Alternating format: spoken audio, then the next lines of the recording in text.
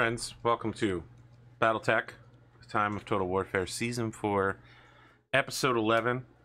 I'm still Arthur Perkins, and I'm saying, humans, delighted welcome.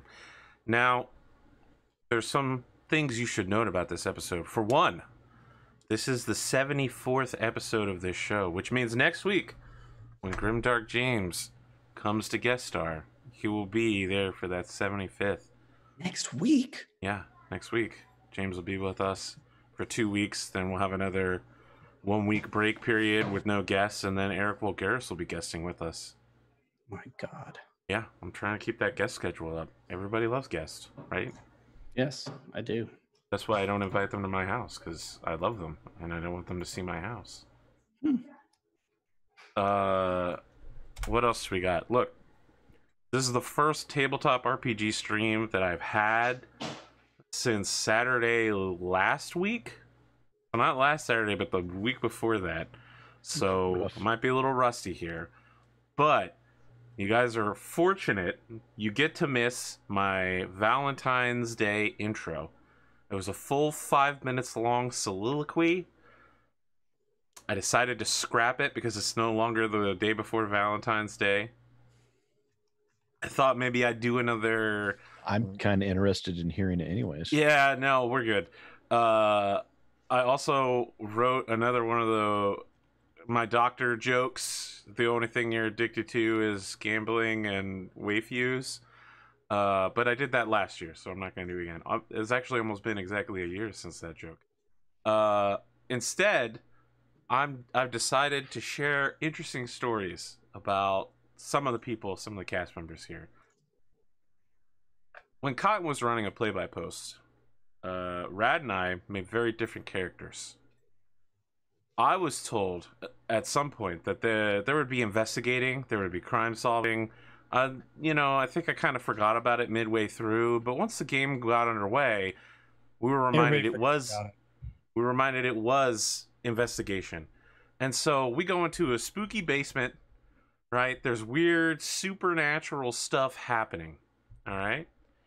And I'm like, I want to investigate it. I cast detect magic. Cotton's like, you know, something, something, something. And I'm like, all right, I want to know what type of magic it is.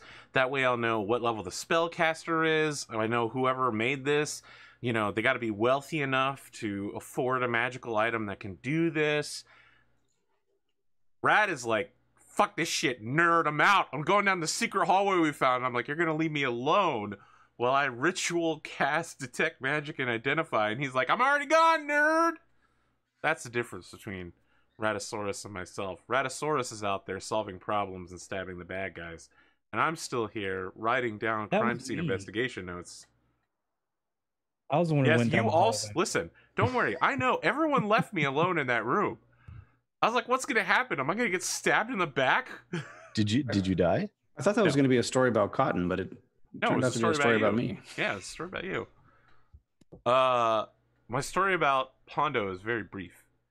I have a habit of trusting the things that people tell me, absolutely, without questioning it, unless they've given me a reason to question it. So, about a week ago, Pondo was like, Kelsa and Sputnik have a military alliance. And I didn't think, gosh, I have no idea how he knows that. I'm just going to assume it's true. And I asked them, and they mocked me behind my back in the chat logs because it wasn't true. Pondo had come to the conclusion, and he passed the information along to me, but that conclusion was false. Pondo, how shall I put this? Sometimes Pondo sees phantoms where there are none. To quote the gamers. About Sid and Cotton, I don't have stories. They're both perfect angels who've never done anything wrong, and I don't have anything interesting to say about them. I'm sorry. It's just that I am so completely uninteresting that there just aren't any good stories to tell. Spill the tea on Sid. What is with this tea? Spill the tea is like tell all the secrets or some such thing. I don't drink tea. I only drink water. Tea is good. Are you drinking tea right now? As a matter of fact, I am. I saw you lift something, and I was like, "That's very Amber." Either Sid is about to chug a 40 right in front of us, or that guy's drinking tea. Man, what secret thing can I tell you about SidAlpha that you don't already know? I don't know. I don't think there is anything. Sid keeps all of his evil secrets in the open. It's kind of hard for people to find dirt on you when you just throw it all out there for everyone to see. It's not really a secret if you tell everything. Yeah. But then there's no secrets at all.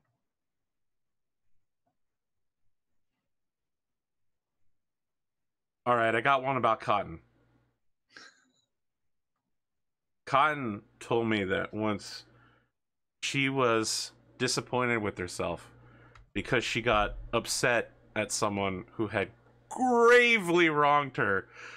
And I was like, that's why you're disappointed? You're disappointed because of that? That, Cotton? That's what disappoints you? Gravely wronged her. And she couldn't forgive herself because she was upset about that. That's all I got, guys. I'm sorry that I don't have more dirt and tea for you. Raddosaurus, you look like sorry, you're a I was person. distracted. I'm trying to unfuck my W2. That's what I was about to say. Mostly you look unsuccessfully. Like you're distracted. So Yeah, I thought, sorry. No. I was going to undistract you, but please continue being distracted. No. That W2 I'm done thing's with important. that. How irritating that was. What? Are you sure? Because that thing sounds pretty important. Yeah, but it'll still be here in 5 minutes when I'm done with my intro, which I don't know. That's I don't a really very have generous amount of time for your intro. It's been 2 weeks, but I don't know. I can't even think of what has happened the last 2 weeks. I don't know that anything exciting has happened. I've just been working. You're going to be really busy. Yeah, I have been really busy. I don't know. I've just been trying to keep my head above water here these last couple of weeks. So been putting a lot of hours in at work and have a couple of projects going on that have been kind of keeping me late and stuff. And all the normal family things. My wife is doing super well in her class, but the price we pay for that is she basically studies all of the time. So that's, it leaves a lot for me to do, but I don't think she's made less than 103 yet on a exam. So, and then of course, is that out of 100? It's out of like 105. Okay. Because of bonus questions and stuff on tests. No, that's real good. So yeah, that's on both lab and class stuff. She's retaking anatomy and physiology. Because she got a C in it the first time because she was basically drunk the whole semester. So now she's back at it, doing it right. So yeah, she's doing that. She's doing awesome, but she studies. I mean, it's a shortened class, right? So it's not a whole semester long. It's only 8 weeks or whatever it is. So it's like she goes to school twice a week for like 5 hours in the day or something. So is that right? 5 or 6 hours. She goes to class 2 days a week, and she has a ton of homework to do and studying to do every day. So she has a test every single Monday. So yeah, it's been a little bit whirlwind, but all the hard work is definitely paying off. She's doing really well. She gets an A in this class, and she's basically is a shoe-in for whatever nursing school she wants to go to. So yeah, that's exciting that all of that is moving forward. I'm getting now that I've been at this job for a couple months, they're increasing my level of responsibility pretty significantly. So I got that going on. Kids are doing great. Haven't seen any movies. Oh no, I did. Right. I was going to talk about this last week, but we didn't have a show last week. I saw Frozen 2. It's pretty good. Suck, not Is it suck. on Disney Plus yet? Or we bought it. I don't think it's on Disney Plus yet. Of course, my in-laws bought it almost immediately when it came out. We all share accounts on everything, so we get to do that. So yeah, it's good. It's good. No complaints. Yeah, I don't know. It's a little less centralized than I think the first one, right? Like the first one had a very sort of focused story on a focused set of characters with an end goal, and all, like, it had a very So it had a plot. At a very hero's journey, like paint by numbers like story, right? And I feel like the storyline in the second one is a little more diffused. Like, you have kind of like separate things going on with the different characters. They're all sort of on their own individual plots, which isn't bad. It's still a good movie. Each one is still a good plot. But I think the movie's a little less, I think, like I said, it's a little more all over the place. Not necessarily in a bad way, but it's just got a lot more going on, I feel like. An 80s love ballad. That's definitely the best song. I would say that the second one does not have as strong a music as the first one, with the exception of that one song. Kristoff has the best song in the whole movie, hands down. I did not think Olaf had a very good song. I did not think Anna she had one song that was okay, and another one that was probably my least favorite in the whole movie. Something about Elsa's voice I've just never been a huge fan of. But Kristen Bell can do no wrong. So most of Anna's songs are good, with the exception of the one that I didn't like, because she basically sobs the entire song. I was like, not as good. It's didn't a like it as sad much. song. It is a sad song, but I didn't like the way it was. I don't know. I didn't like it. I didn't think it was a very good song. It is sad, but it's supposed to be sad. I get it. I understand. I got what they were going for. I just didn't enjoy it. But it was good. It was good. Still a good movie. I recommend it. Wait till it comes out on Disney Plus or whatever, but it's a good movie. That's about it, really, I guess. Oh, I played D&D with some friends that I hadn't seen in a long time, so that was pretty cool. There's like 6 of us at the table, and one guy I didn't know. But he was a nice guy. I liked him, but I came in right after a combat. They had just had their last session. They've already had like 4 sessions. I came in on this 5th session. So they were all beat up from this last fight, and they're like, we really need you to play a healer. And I'm like, bro, I don't play healers. So I pitched them like my 3 character concepts that I had made beforehand. And they're like, oh, definitely play the cleric. I was like, okay. So I played the cleric, and he was a light cleric, and I didn't prepare any healing spells. So like, all right, now patch us up. And I'm like, tomorrow maybe. They're like, no. So yeah, that was pretty funny. Sounds like they didn't listen to you when you said that you don't. They didn't understand. A lot of people. So he's like a little bit of an older guy. I say older guy. He's probably only a couple years older than me, really. But people who played D&D when they were really young, they're from those. They have, especially. I'm getting ahead of myself. They have a more classical idea of like the Holy Trinity of like tank and DPS, and what everybody thinks of when they think of the meathead fighter and the spellcaster wizard and the cleric and the thief and all that. That's always weirded me out, because in original AD&D, the cleric type was always the tank. It was a bruiser, yeah. Their ability to take damage and heal themselves in the process was what set them apart. Right.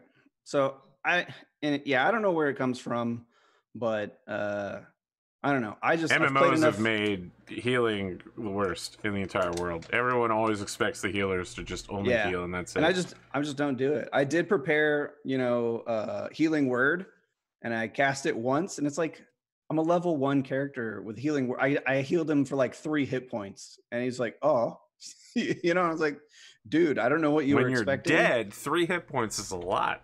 But he wasn't dead. He just wanted to be like topped off or whatever. He had like a third of his health, and I'm like, listen, just take a short rest. What a wasted spell hit dice slot. are for. Exactly. I mean, look, if you have a partial spellcaster as your healer, they need to be saving their spells for when you're dying, and you need to get back up in an instant. Listen, that's what I told him. I was like, I cast healing spells when you have failed 2 death saving throws. That's when I'll cast a healing spell on you. Not until then, because in 5th edition, and I don't know, every tabletop RPG I've played, you cannot, no matter what healer class you play, you can't out heal the damage that's being thrown around on the battlefield. It'll never happen. You'll never keep somebody even. You'll never outdo the damage that's being done to somebody unless you're super high level and just blowing everything you have to keep somebody up. And even then, you're breaking even with the kind of damage numbers that are being thrown around. You're not really being better off than you would have. You're just keeping them from going down so they can keep dealing damage. Or they're just going up and down. You're bringing them back up and they're getting hit again. And you're bringing them back up and they're getting hit again. Oh yes, the Pathfinder way of playing. Yeah. So I'm like, dude, I'm gonna play a light cleric, which is probably aside from a Tempest cleric, the most offensive type of cleric you could possibly play. And that's what I'm going to be using my spell slots for, is to not keep you alive, but to make them dead faster, because that will in turn keep you alive better. So, yeah. I got something for you, Rad, and I'm gonna Yes. upset Sid in the process. Uh-oh. I've, in between editing and GM prep and not having shows for the last 2 weeks, Yeah, what have you I've doing with been yourself? filling in by rewatching the entire Star Wars saga. Oh, how's that been? 4, 5, 6, 1, 2, 3, 7, and I'm about to start Rogue One. And I got to tell you, based on the rewatch, I have a new order of the best Star Wars movies. You went all the way back to 1, 2, 3? Yeah, I got to tell Okay. you, 2 has the worst fucking opening of any Star Wars movie. It's where That's Amidala true. lands I on would the actually platform agree and with everything explodes. It's all gray and there's no Yeah. music the whole time. It's fucking awful. And you don't care, and that whole like opening sequence, you don't care about it for the rest of the movie. Yes. Like the movie could have started after that scene and been the same movie, or maybe even a little bit better movie. Rogue One is the best Star Wars movie, followed by 7. I just like the fuck Really, you out of put 7. Rogue One as first. Yes, Rogue One is first. 7, and then 2 and 3, Ooh. and then maybe. And look, here's the thing: there are a lot of shitty scenes in 2 and 3, but there are a lot of really great scenes. There's a lot of really good story that is told poorly. I'm still stuck on the fact that you said Okay. 7 is number 2. I know, Okay. I know. I just after the rewatch, I really like Kylo Ren in 7. I like, I like, have no agree respect that for you anymore. I like Rey, and I like Finn. You lost me. Just Kylo getting Ren in is the okay. Millennium Falcon Lost and me at both Rey. lying to each other. They're like, I can do this, I'm a pilot. And he's like, I can do this. And they're lying to each other the whole time. They have this incredible chemistry. Rey is trying not to laugh during certain scenes where it's obvious that John Boyega has just completely destroyed her with some of his jokes. We got Han Solo. We got Kylo Ren just being like, oh, I'm being seduced by the light. Ah, 7 is high on my list. You don't have to it's convince got me the that best 7's lightsaber good. fight as well. I like 7. I really do. 7 has the best lightsaber fight. 3 7 has is- the worst. What Yeah. fight? 3 does have the worst. 3 has 7 the absolute 7 is even better if you pretend like you never saw 8 and 9. Yes, exactly. I'm not going Without to any watch context of 8 and 9 and seeing how I think I'm badly gonna it turns skip out, rewatching 7 is 8 and even 9. better. I'm just Yeah, gonna I dump wouldn't. it, and I'm gonna stick with 7 and Yeah. Rogue One, and that's it. I I'll think watch The it's- Mandalorian, and boom, I'm done. I think 7 that's is a a strong fight. choice. Yes, 7 wouldn't is a call the lightsaber fight, fight. between Finn and Kylo Ren on the Starkiller base Mhm, in the mhm. forest, the ice forest, and then he knocks Finn out, and then Rey grabs the lightsaber, and they continue the fight. And A lot what's of people great to didn't me like that, but I was fine with it. is that all 3 of them have a very unique style of Mhm. saber. But Yeah. more importantly, Kylo Ren is fucking out of control the whole time. Yeah. When also- I'm watching, so I went from 7 to 3, and in 3 you've got Anakin and Obi-Wan Yeah, just it's missing awful. each other constantly. Sure, it looks good, but in actuality, they're making no attempt to hit each other. In 7, the fight is incredible. The physicality of it, twisting the lightsaber to burn Finn's shoulder, that's some real shit right there. It's a lot more Look- visceral. Starting I to think wish it's this good. was a mug full of whiskey instead of tea. Wow. Okay. No, so I'm with you, Arthur. Unlike Yeah. Sid, I'm a believer in number 7. I believe I in 7 liked it. too. People are upset that Rey did so well in that fight, but at the beginning, I mean, we watch her whoop ass like all movie, and then She and then we whoops watch ass at her opening scene. yeah, we watch Kylo Ren get gut shot by a bowcaster, which we've watched a weapon we've Blow watched 2 people guys into a completely get hallway blown away backwards. like all movie. Doesn't even hit them. It just hits nearby. So like I get that she does well enough to fight back a mortally wounded Kylo Ren. I'm okay with it. I mean, it's a stretch. I'll admit that it's a stretch, but I'm okay with it. It worked for me. I understand that if it didn't work for you, that's okay. 7's high on my list. Rogue One's definitely high on my list. I can't put 2 and 3 that high on, I like or the even politics 1 of 2 that and high. 3. I like I know. watching the fall of democracy. You I like the politics stuff a lot yeah, more than I but listen, what I really like is Palpatine showing up everywhere. He looks good in his clothes. He makes being an elder statesman looks good, and he shows up and he's just like, Anakin, the Force has more powers than you realize. Come, watch a weird-ass opera with me, and I'll explain that I'm the Sith Lord you're looking for. And he's like, great, I want to get in on this undead stuff. Let's do it, brother. Empire is still my number one. I don't think it'll ever not be my number one. I can't get behind Empire anymore. I, like you, used to love Empire, but rewatching it, there's some real dumb stuff. Nah, Empire's just a masterpiece. I find no wrong in that movie. They get up out of the trenches and start shooting at people, and I'm like, why aren't they still in the trenches? That was very indicative, though, of that type of heroic scene that was going on when they made that movie. But it was also confusing. I put 7 and Rogue One like both pretty close to like original trilogy quality.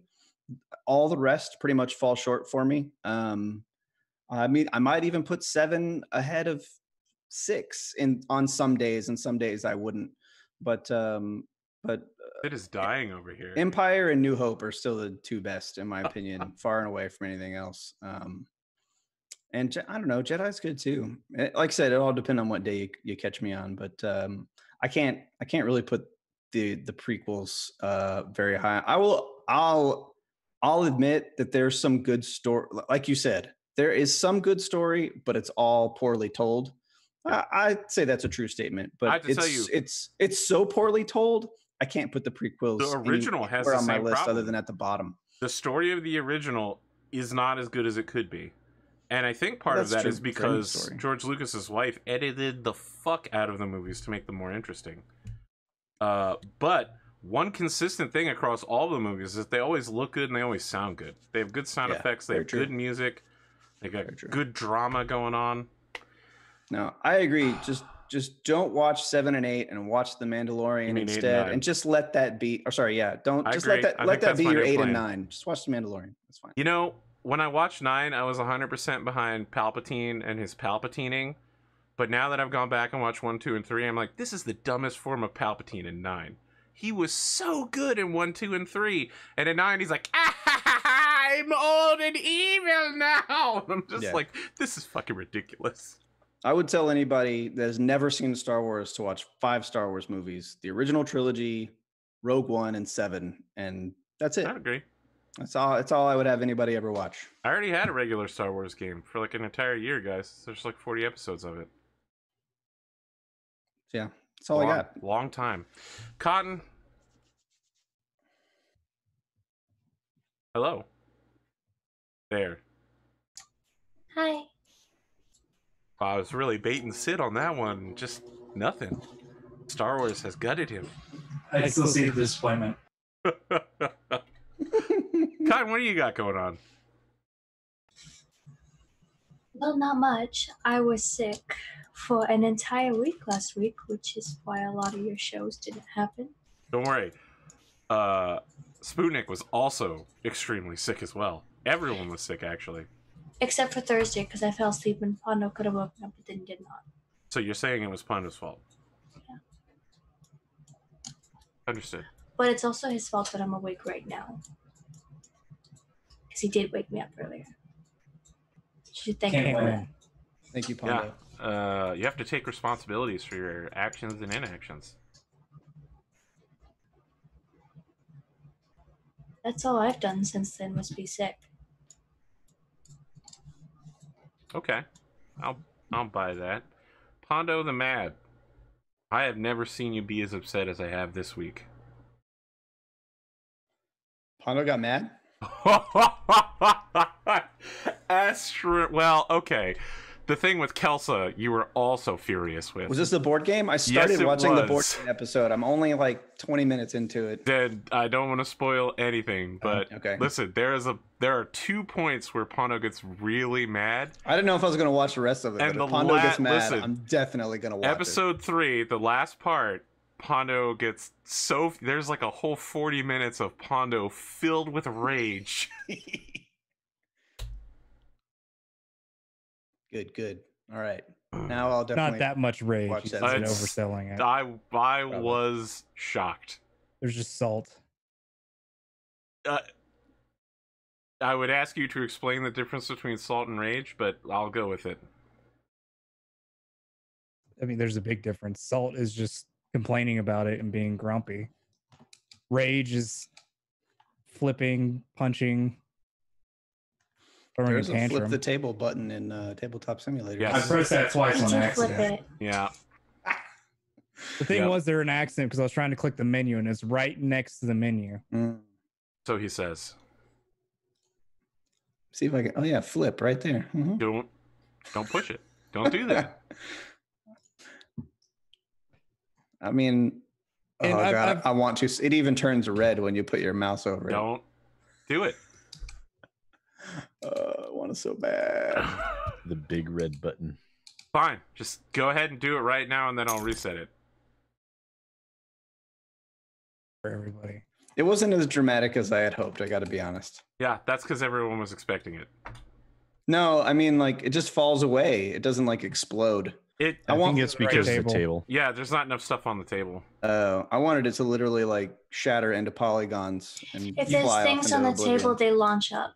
Oh, okay. So, I didn't mention it while it was happening, but if you watch the end of episode 3 of Board Game Cult, Cotton goes around after the table gets flipped and knocks everything else off of the table like a cat. Like a cat. And I follow it because I could see her icon doing it, but I didn't say anything.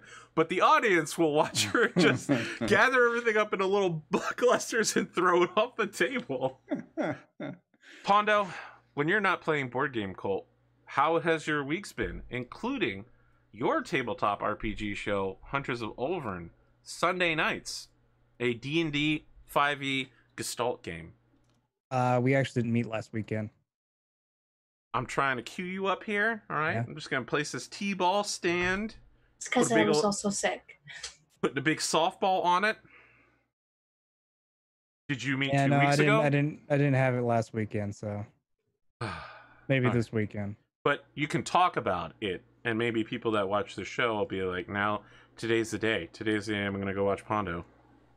That does remind me. I need to edit those 2 episodes that I have backlogged.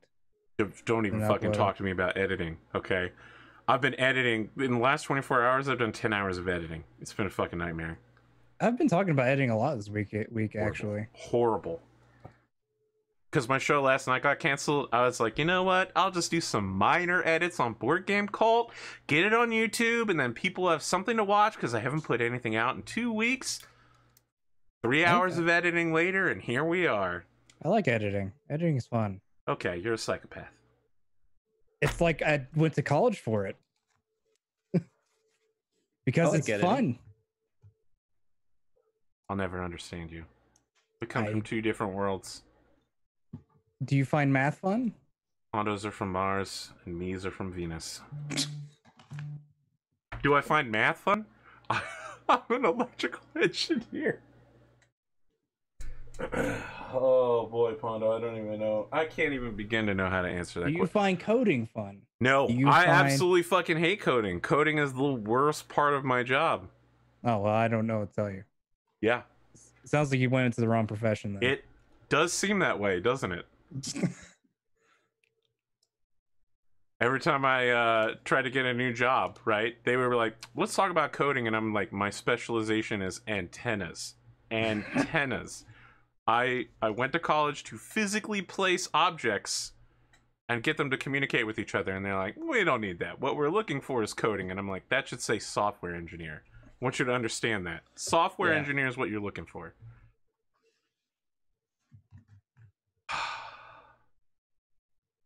What else you got, Pondo? I don't got much else. No, I got nothing else. Just do nothing. Because whole last week there wasn't really any shows.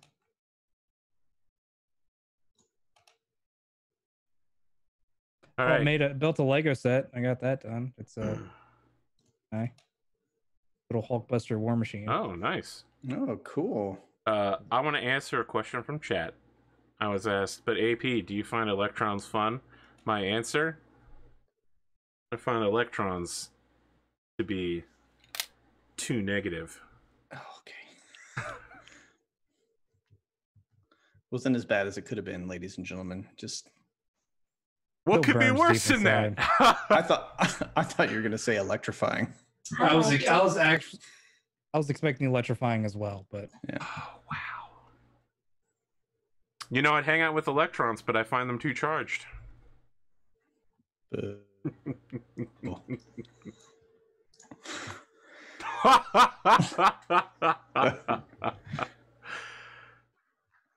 I need to look at my calendar. You said James is in 2 weeks? Yes. Okay. Good. All right, Pondo, if you don't have anything else. I've got Question nothing else. All right. SidAlpha, you look like you've been brooding silently, like Emperor Palpatine does in episode 3. I've been doing my very best to bite my tongue as much as humanly possible. You should bite your thumb at me, sir. I don't know. I had a lot of really positive things to say. They all kind of flew out of my mind with this storm cloud of disappointment, and that is. This is why I cast upon normally me. say that we're not allowed to do Star Wars talk. It's okay to not like stuff, Sid. I mean, I understand all the reasons people don't like the stuff that I like. And I don't, it's entirely justifiable. Let's I see. won't, So, I won't be upset if you want to trash on it for a while. No, that's You can't- fine. That's, you can't hurt my that's feelings. fine. It's fine. It's fine. I'm not going to get started, because if I do, then it will turn into a debate with Arthur, and I have no reason, no intention of going down that path, because by the time that ends, it'll be 7 o'clock. That's true. I won't debate with you. I'll agree that Sid? the parts you think are bad are probably bad. I just don't care about it as much. Sid, as... I'll let you post up here, and I won't debate with you. I'll just let you state your case. There will be no reprisals from me. Please. I'm not even going to start. Look, Rachel is saying that if you don't let it all out, you'll bitch for days. It's time. Just let it all out. Let it all out, Like that Nope. Full Metal Alchemist Brotherhood ending. No, see, I'm going to let it sit. I'm going to internalize it Something is and let it changed within you. condense. Something is not until- the same. And let it condense into a tiny little diamond of hatred and anger, and then I will use that as a weapon against someone else. That's the most Kylo Ren thing you could possibly do. Don't even start.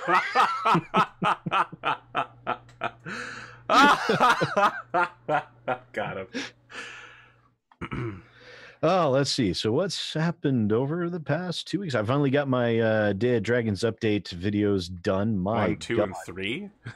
1, 2, and 3. That's 99 total minutes of video that had to be recorded, re-recorded, edited, and re-edited. And all told, those 99 minutes took probably about 150, 160 hours. I'm going to tell you something, Sid. For Oath of Endosteel, I had messed with my audio settings on OBS, and I set my microphone track to track 2, but the recording only recorded track 1. So there's no volume for me, so I cut out all of my speaking parts, which meant a 2-hour video became 48 minutes. And then it took me 5 hours of editing to turn that 2-hour video into something passably usable. Mm-hmm, mm-hmm. So I appreciate the effort that you've put in, but let me tell you something.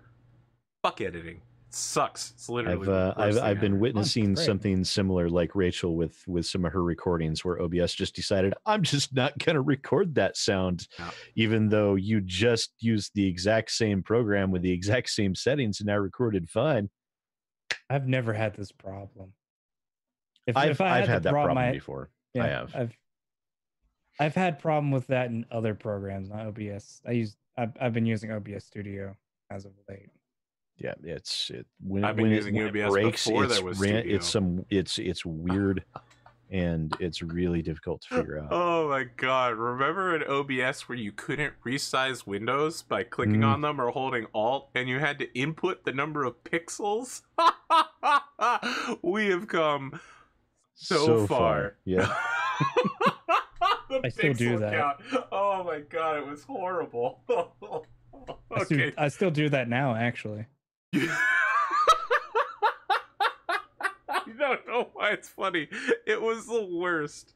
No, I know it was terrible, but I do it because I'm very particular. I do roll 20 maps like that sometimes. When I know the exact size of a map in pixels, sometimes I just upload it and I say, this is the pixel count. And it'll resize itself. But sometimes it doesn't do it right. Sid, what else you got going on besides a seething rage and hatred in your heart? I mean, that's the vast majority of it, because that is basically the makeup of my soul, is seething Okay. anger and rage. Everyone People knows tell me so- that I'm a little over dramatic sometimes and can be too anime, but SidAlpha, you got me beat today. Did have one good thing happen this past week. I actually managed to pay off the Durango, so that thing is free and clear, which is really good, because I won't even need to be able to drive it until summertime, which means I can take it off the insurance until then, which, say, all told, with no longer having that payment and no longer having to pay for car insurance on that thing, that's like $450 a month that I'm not paying right now, which Okay. makes me extremely happy. Yeah. What else has gone on? But sizable insurance. Also been doing some Let's Plays and things of that nature with Rachel Messer. And let me tell you one thing, it is an interesting experience when you are playing a survival crafting game with cannibals in it alongside someone who is absolutely terrified of cannibals. And you're wearing a headset and they have a tendency to scream and scream loudly. Okay, I was following along up until you mentioned the playing with someone else part. I'm used to survival games with cannibals in it, but then when you mentioned like a second person, Look, oh no, I remember playing Stardew Valley with you and Cotton. Cotton would make you breakfast in the morning, and you would vendor trash it. Did you make me breakfast? I didn't play. That might have happened in Divinity Original Sins. That was as well. Divinity Original. All right, Sins. Those aren't in survival Stardew Valley, games. it was that you wouldn't water the flowers until I was like, "Hey, Pondo, come water the flowers." So you're like, "All right, I'll come water the flowers." He wouldn't water any of the crops, and then he kept picking all my flowers to planning for honey. Oh. Apparently, after you pick them up, you cannot replant them. Yeah, that's how flowers work, Pondo. That's how typically that is how that functions. You know, that's how everything but garlic and potatoes works. Typically, I would imagine you would just take it and dig into the soil and then pick it up from the roots and replant it somewhere else. Yeah, but apparently if you just grab and yank, you know. Apparently, in that game, you're just like, ooh, flowers. Snap its neck and take its corpse. Show me a video of someone painstakingly derooting a flower and then rerooting it somewhere else. I've done that several times. Oh my goodness, Pondo. I've literally never heard of it. But perhaps you have done it. What do you think you do when you plant flowers? I mean, look, they're inside of a self-contained unit, and then you uproot it and you drop it in there. But the roots are already fully contained in that soil. Or you use one of those biodegradable pots that you just put the whole pot in. Okay, yeah, I'll... Biodegradable. Who even invented this stuff? Fucking hipsters. Hipsters, yeah. All right. Look, we literally created one of the greatest materials of mankind, plastic. And I mean, I'd say I'd be confused about Arthur complaining about biodegradable containers, but at the same time, considering his rank ordering of the Star Wars movies, it's understandable. Wow. You're going to just... Wow. Had to be done. Wow.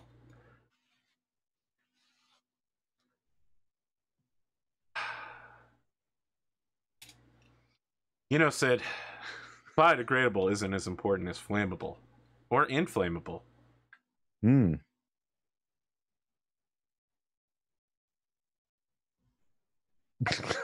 Rank order, more like stank order. Wow. Tony Stank. I got a package here for Mr. Stank. Sid, what else you got going on?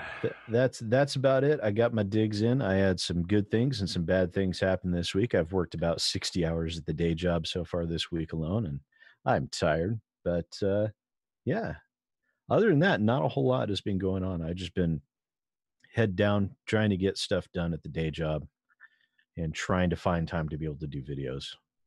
I'll tell you what, I was up till 3 a.m. editing that board game cult shit. And I was like, you know what? I'm fucking taking Thursday off. I woke up and everyone was like, Animal Crossing. And I was like, all right, I'm going to watch this 25-minute video. And now I've pre-ordered the game. And that's been my whole day. That and playing Octopath Traveler. Excellent. Yeah. Yeah. I'm going to have a lot to do tomorrow. Me too. All right. Is there anything else we need to cover before we get started here? Now, because Rad couldn't remember what happened last time. I couldn't, that's true. I can't remember what happened last time. Of course, I barely remember what happened yesterday. We just talked about it before the show happened. We did? We did. Previously, on the last episode of this show, episode 10, season 4, we defeated the villainous clans who were escorting a prisoner by the name of Lieutenant Darius Gladen Bigglesby Van Dorn of the 8th Albiero Militia. In the process, you gained his trust after a very confusing situation where it turned out literally no one spoke Japanese. Shortly afterwards, you found yourself back at the base, got into all kinds of, I will generously call it hijinks, including at least one cock block on your boy, Billy Wyndham Williamson IV, Esquire. Yes. That was fun. I mean, technically two, because he was going for either or that you could get. Mm-hmm. I said at least one, which implies that there could be two or more. What's the other big thing that happened? It was implied that at least one member of the officer staff of Crow's Black has in fact been a Comstar Word of Blake ROM plant the whole time. In the final scene. Meanwhile, we pick up in action. The bottom left-hand corner of the screen in white text says June 9th, 3059. Marzuka, Albiero. Heavy 7, Butch McGurk, you find yourself gathering as someone is singing over the external dropship speakers of your fortress class. It's like a call to prayer, almost like a adhan. And white-robed men and women are gathering outside of the dropship next to a large flagpole from which hangs the Word of Blake flag. Behind it, set against the imposing backdrop of the Fortress-class dropship, is the Buccaneer, fully repaired and repainted pure white with the Sword of Blake on it. The sun rises just over the horizon and is completely, perfectly eclipsed by the dropship in a way that makes the whole scene very mystical, the light going around everyone. Clearly, this symbolism was planned intentionally, like someone did the math to see how they could get this effect to work. One of the white-robed acolytes comes over to you and says, Mr. McGurk, welcome, brother. Just checking it out. Would You guys got, because quite a production they got going on here. Would you like to find yourself purified? Perhaps you'd even like to take a robe. It's cold out, and you can make yourself more comfortable. What's explain to me purification? That's not something I've generally. He gestures over to someone who's got a warm Purified pan of by water fire. and hand towels, and you can see people are like cleaning their hands, face off. Is it? Are we just washing our hands? Is that? Yes, Sure. All right. I'll wash my purifying hands. yourself before you pray. Yeah. Okay. I'll go over there and wash my hands. So yeah, you're handed a warm, hot towel, and you Okay. Yeah, sure. Everybody else is doing it too. Yeah. Well, as long as everybody else is doing it, I mean. Someone has brought out benches for everyone to sit on, and it doesn't look like there's anyone that's actually like perfectly in charge of this place. Just a rotation of speakers come up until reciting parts of Blake's scripture that they feel is important to the current situation. And then the last speaker comes up and says, "Gathered, I am Adept Thomas, as you well know, and it's clear several people do know him. We are honored to have so many join us." Do I know? Many- Did I recognize this guy? No. Is he from the unit? No. Okay. All right. He's not. Sorry. Didn't mean to cut you off. He says, "Many of you are new to our gathering. We, of course, have come straight from Terra, bringing the good word of Blake with us. But you, followers of Comstar, have chosen to throw off your shackles of deceit and corporate greed and join us in the word. For the word is important. Technology, science, physics, all of it is covered by the word. Some claim to be pseudo-mystical nonsense, but they're wrong. Yes, we train all neophytes in the home and transfer orbit. Yes, we train them to understand decoupling, orbital mechanics, celestial motion. Everywhere you go in the word of Blake, you will find educated, scientifically literate individuals. There is no false mysticism here. Instead, we turn inside our hearts to what is important: communication. Yes, I speak, of course, of the hyperpulse generator and its mysteries. Ever since the introduction of the Carne Fucida drive and the ability of humanity to cut between locations in space, we have learned that time, space, mass, distance, all of it is meaningless.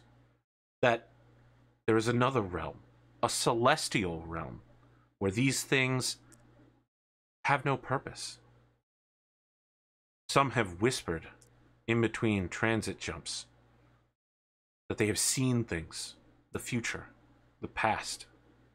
There are rumors of jump ships lost for weeks that suddenly arrive, but only a moment passing for them. In any other realm, we would call this time travel, and some have even whispered that perhaps there are visitors among us who have traveled backwards to manipulate and influence events.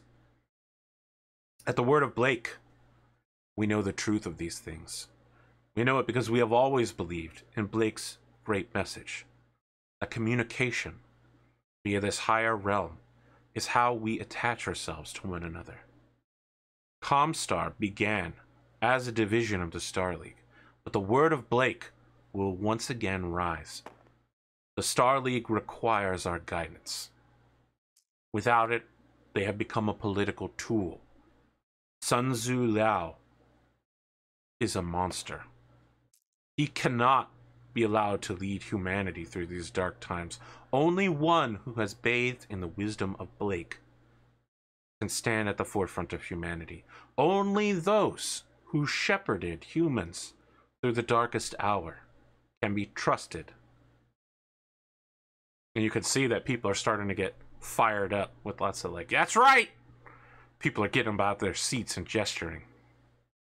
Now, Took our jobs. let us sit and contemplate on the word.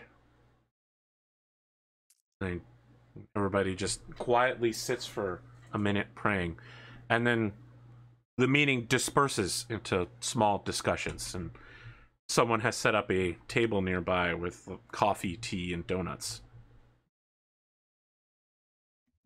Straight for the coffee and donuts. When you turn around after you, I assume you have half a donut in your mouth. Oh, and yeah, you're sipping easily. some coffee. The adept is standing behind you and says,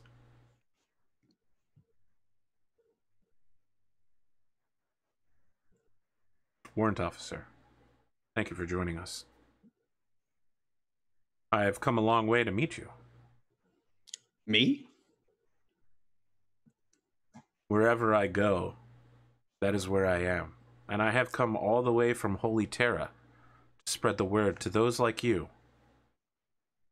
I sense that you have come today because you find something lacking in your life. You're looking for direction. I don't know that that's true. You don't find yourself bereft of guidance in a time of chaos? Well, the clearest horizons provide the best of views. At the word of Blake, we stand above all the noise. Well, what I'm looking for is a clear head. Tell me what troubles you.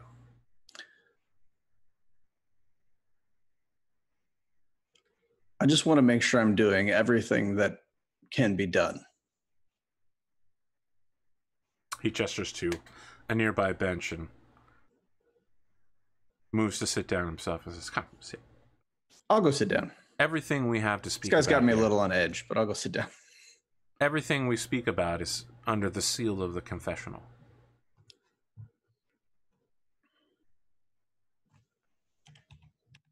Okay.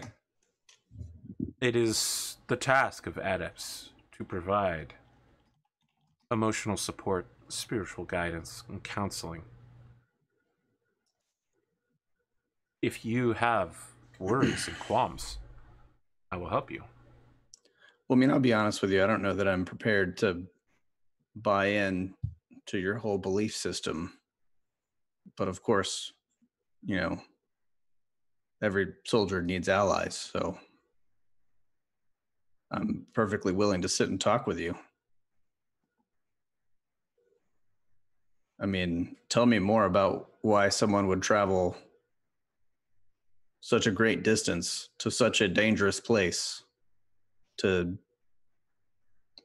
speak with me or other people like me.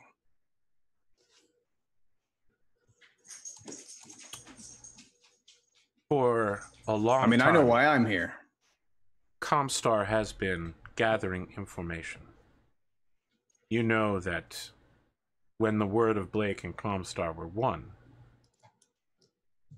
facilitating the transfer of information from one location to another was almost entirely their purview.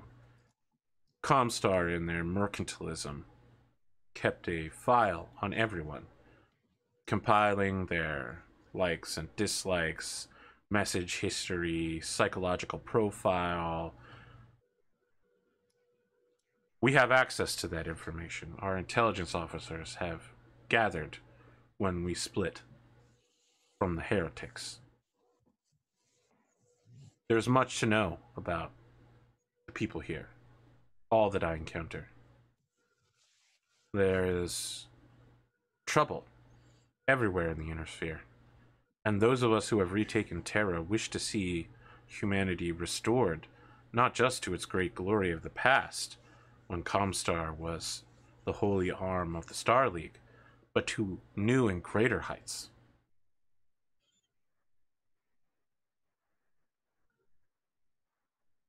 To do that, people must be at peace and guided by wise counselors. I am here to bring wise counseling and peace. That is why we say the peace of Blake be with you when we speak to others, because we wish for them to be at peace. It is not some idle phrase of religious idolatry. It is the true wish of all believers. I sense that your heart has been torn by constant warfare, loss, grief. In a world where Word of Blake has more to say about the affairs of government, such things would be less likely to come to pass.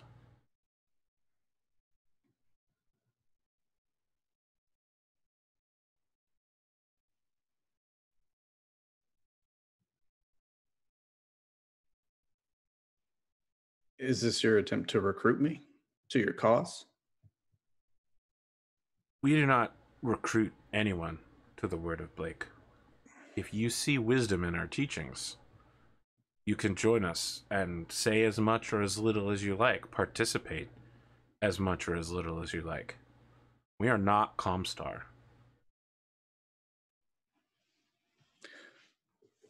You're not. You're not. But at the same time, aren't you kind of?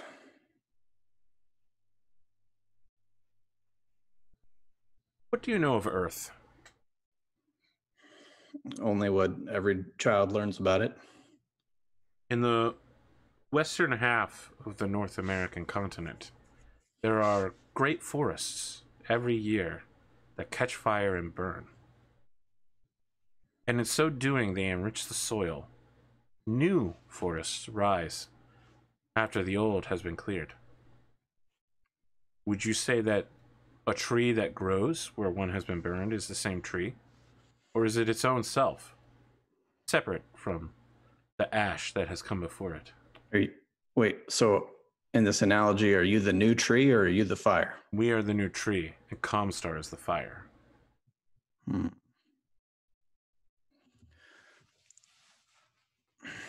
I can appreciate this sentiment to bring peace and wisdom. But I have to tell you, I'm a little put off. Anybody who claims to be wise and wants to share it with others generally lacks the very quality that they flaunt to the world.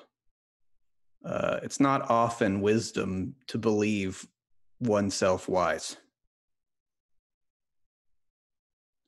I am a simple man. I don't know much.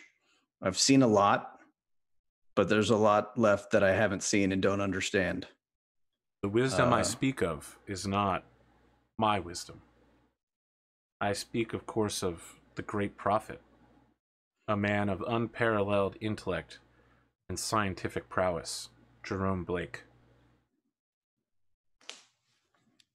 He foresaw many of the events that have come to pass, and he has left us more prophecies that we hope to see fulfilled. He forged the hyperpulse generator network that we still use today, hundreds of years later. He foresaw the fall of the Star League, and even that invaders from afar would come from the periphery. So then what happens next? The prophecies can be vague, but retaking Earth in the name of Blake was one that had been in place. We believe that when word of Blake rises to its place atop the Star League, humanity will be unified, not once again, but in a way it never has been before. His own words tell us that this will come to pass.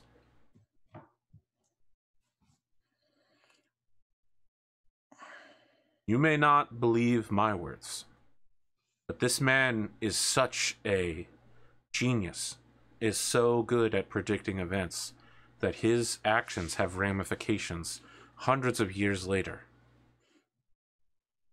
He has preserved the hyperpulse generator network in his wisdom, while all in the successor states burns to ash. Where once hundreds of mech regiments could be found, now there are but dozens of paltry animals fighting among themselves for the scraps of the inner sphere.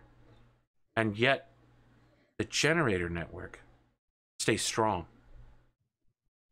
Of all of the successor powers, only Comstar had the wisdom and foresight to protect jump ship drive technology. Not just keeping the worlds in communication, but seeking out new worlds, new life, new things through the Explorer Corps. New civilizations to boldly I'm trying not to go there, man. And what's your church's stance on the clans? The clans claim to be the successor to the Star League, but it is clear through their eugenics and their slavery that they are barely even human. They seek to take holy terra from the rest of us and to destroy humanity in the process, ruling over it in the name of their shamanistic animal gods. They So they're are not. the greatest threat humanity has faced since the fall of the Star League. I mean, on that we can agree. But you get to decide who deserves Blake's wisdom and who doesn't. If a clanner was to wish to convert, I would accept them as my brother. Okay. Well, then that's something we don't have in common. There are several converts of clan culture among Comstar and the Word of Blake. They have seen our technology and our wisdom and have chosen to abandon the clan way.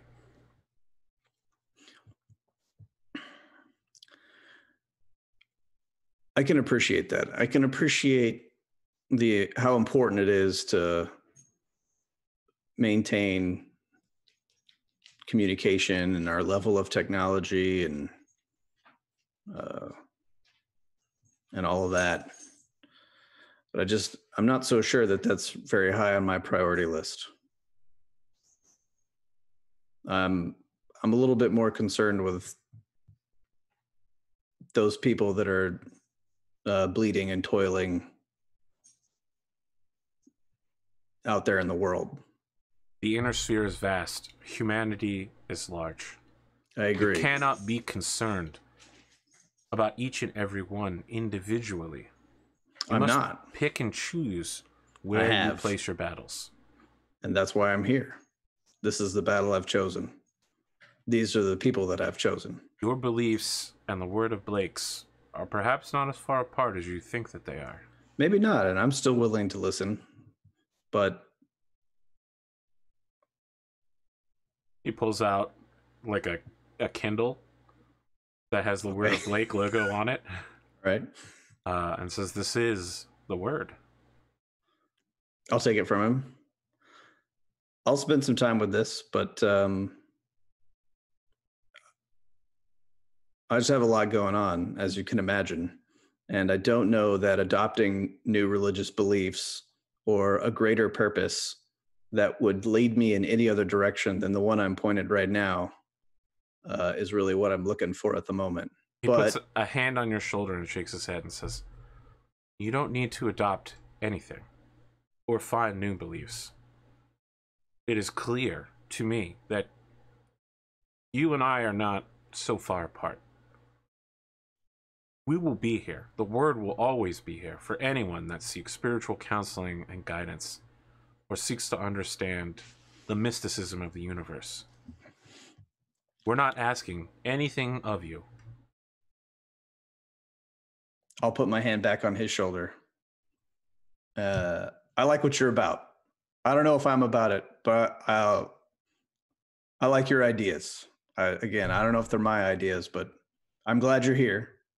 And I'm glad you've brought help, and I'm glad Harbinger is here. And I won't kick you off my dropship for having your morning ceremonies, because I think they're good. And like I said, I think this is a good thing that you're here. I'm going to keep doing what I'm doing, and I'm going to give this a look. And I'll appreciate any continued support you're able to provide us. So he puts his hands on his knees and stands up and says, "I must see to the others, but I am glad that you have taken to revelation." You can call it what you like. I'm glad we've reached an understanding.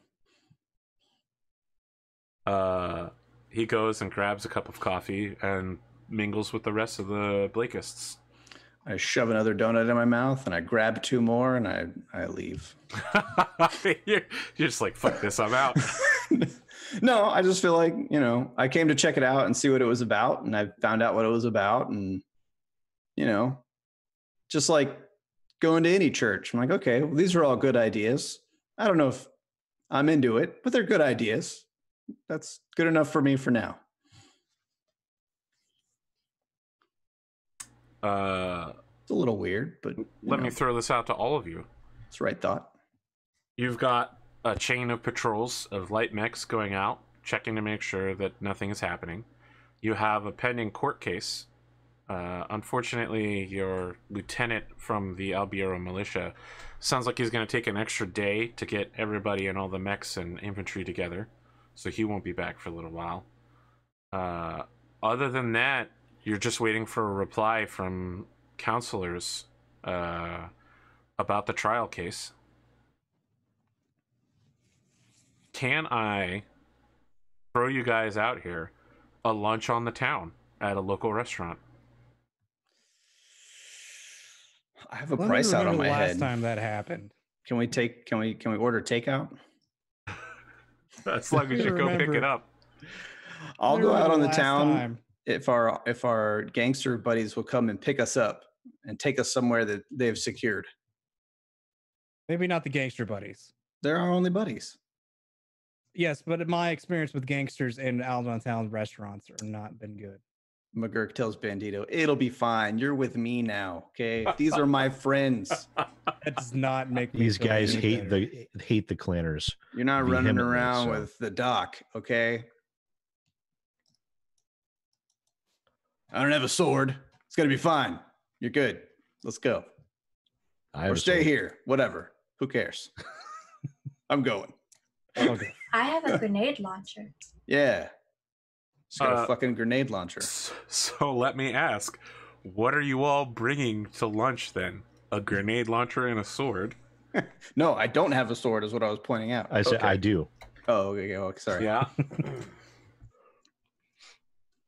Oh wait, no, I I- did in the I- last campaign. Do I? I actually do have this vibro katana. Okay, so now we have two swords. I think you used to have an axe. I do. I haven't. No, I do have a sword. Yeah. I'm not bringing it, but I do have an axe. It is my ancestral weapon. What is? I have an assault rifle and a. auto Okay, pistol. but what are you bringing with you to lunch? I want to know what the weapon complement looks like. Just to remind you, a grenade launcher is fucking massive. My SRM launcher.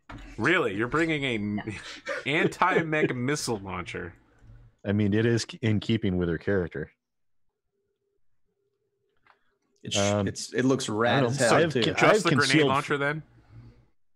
I'm just gonna bring like a sidearm. I have concealed flak armor that I can, just wear under my normal Okay. street clothes. Yeah. And then, yes, my auto pistol and vibro sword, definitely. Bandito, you're bringing your There's vibro no way we're katana going to go out in and public unarmed. Every part of my being is wanting me to bring the assault rifle, but that just seems excessive. I'll just bring Let a me tell you vibro something. katana. Pondo, you Yeah? are incredibly, I hadn't realized until recently, incredibly paranoid. You may My want to just character's go with your incredibly gut so you paranoid. don't kick yourself later, because I've seen you so many times be like, I knew this was going to happen. Yeah. Also, my character's very paranoid because last time, actually, no, he's just paranoid in general. Yeah. I'll I bring thought he a- let go of a lot of that with therapy and all that. I thought he was like a I think cool that's one of dude those things now. you tell your therapist. Okay. You still paranoid? No. Why are you asking? No, Who are you? for you. Who's want to know? He's Cotton, what are gotten you better, bringing? just not about the paranoia. Probably just the flak armor because I don't think I have a small weapon. I have a sniper rifle, an SRM launcher, a grenade launcher. I don't think anything are very. Yeah, it would be a huge faux pas to take the lunch after all. Those are all after dinner weapons. Yeah, Let me look obviously. at my sheet to even. I don't even know if I'll I bring wrote my down. medical kit and my field surgical kit just in case someone. Okay, gets so you shot, guys I are going guess. out in uniform. Most of you are going out in armor and a Yeah, I'm eclectic going out. assortment of weapons. I feel like me and the command, given that there are now bounties on people's heads, that typically we would not be traveling, even the four of us would not be traveling unescorted. Sure. Who are you having I- escort you? Just some guards. Yeah, a couple of guards. Okay, a company of guards. I don't actually have a pistol. I have a SMG though, so I'll take that. You find a nice Italian place downtown. I have it in like a man purse, like a satchel. It's a Italian place done in a Japanese style, so there's lots of noodle tossing going on. Everything that they serve is some sort of Italian ramen fusion, including pizza ramen. Carbonara pasta, also very popular here. Is there anything, now that I've got you out of the base, is there anything you guys are talking about to cover? You know, it's been a few days of fighting and not a lot of downtime. And I just want to give you all a chance to roleplay because I don't want a season 3 of you where Pondo's like, I'm dying! We haven't roleplayed it so long! Arthur, I can't keep my head above water!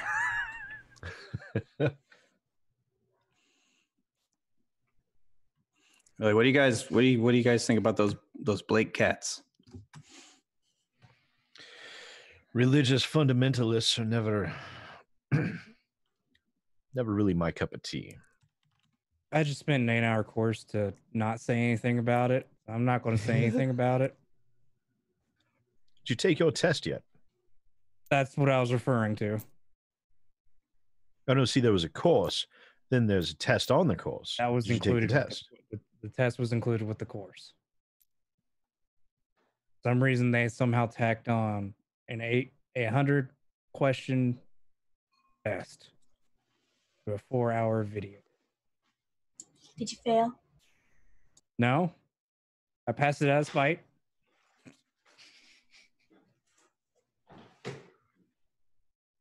I don't want to take it again though. Someone comes Well, over to you. Bandito, that's part of the purpose of such a thing. One of the servers comes over, Bandito, and starts putting black pepper into your food. When? He stops. There's like a huge amount of black pepper. Yeah.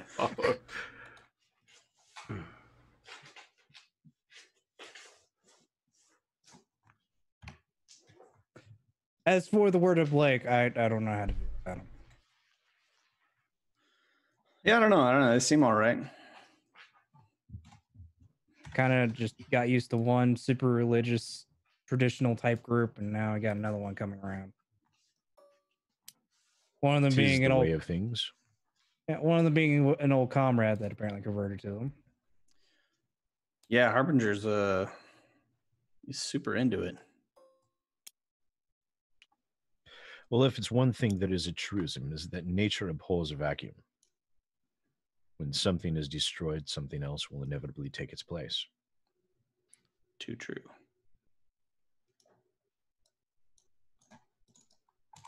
Sheridan, while you're sitting there, you get a chain of 3 emails, one after another. Like, bing, bing, bing. Look down, kind of irritated. Pull out my pad and look them up. The first one is from Lieutenant Van Dorn.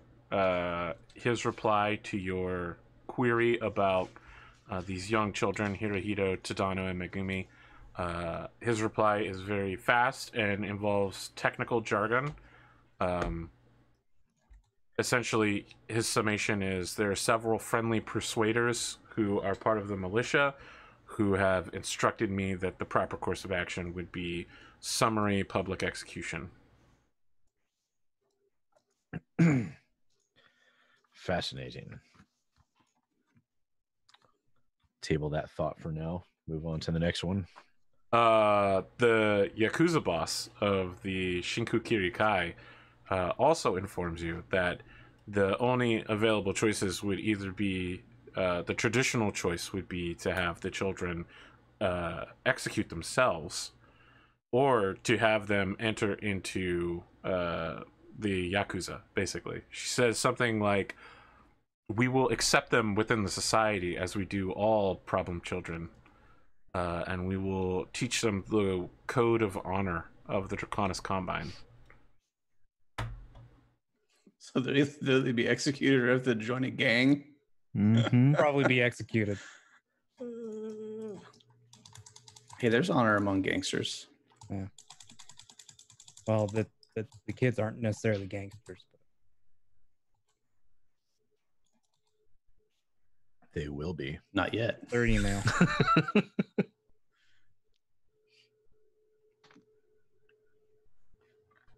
Fascinating. And the third one?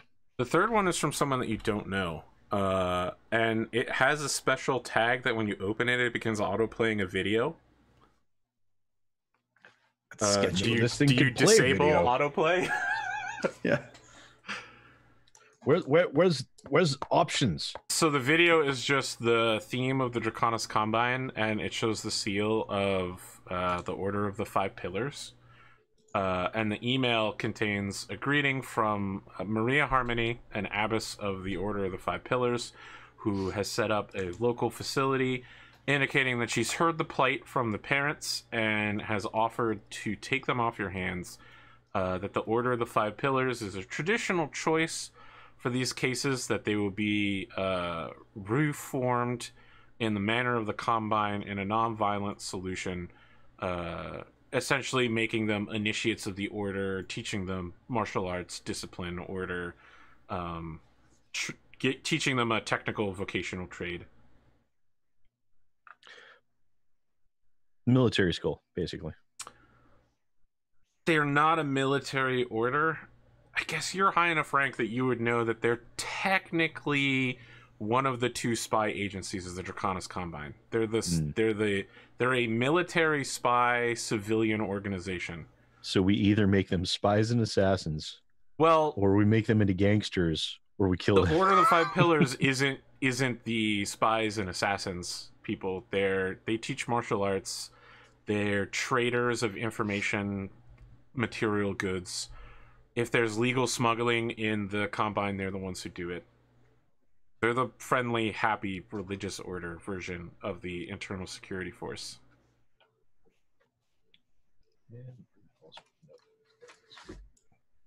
And what was the name of this order again?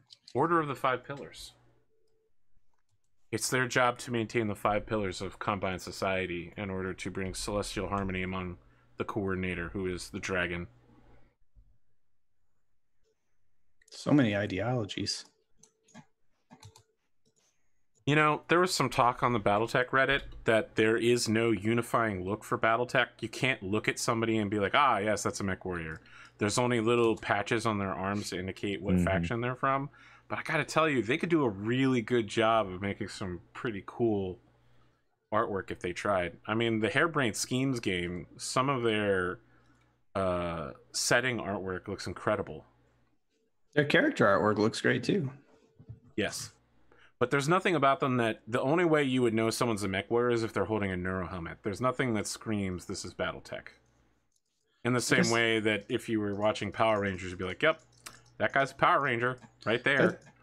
Right. Well, that's true about a lot of sci-fi settings, isn't it? I mean, if I showed you a picture of a Star Wars cast, you would immediately be like, that's Star Wars right there. Even if you didn't know who they were, you'd be like, that's a Star Wars aesthetic. Yeah, but that's still just one example. I don't know. I guess that's true. I guess a lot of, I think of Star Trek. They obviously have a very identifiable uniform. Yeah. Uniform. You think of like Dune, that's very identifiable. Each faction has their own very clear style of dress. Yeah. Battletech doesn't have that. Well, guess what? The Order of the Five Pillars does, because they're a religious organization. And the Blakes do too, right? Yes, the Blakes all wear white robes with that, the sword of Blake on them. They get stained really easily when they have their wine parties.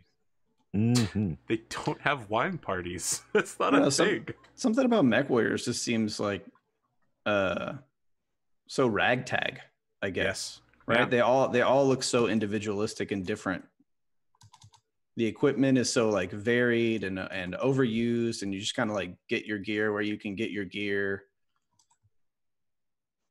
I don't know. That's kind of how I envision it. Well, it appears that we at least have some options for what to do with these children after the trial. What's that?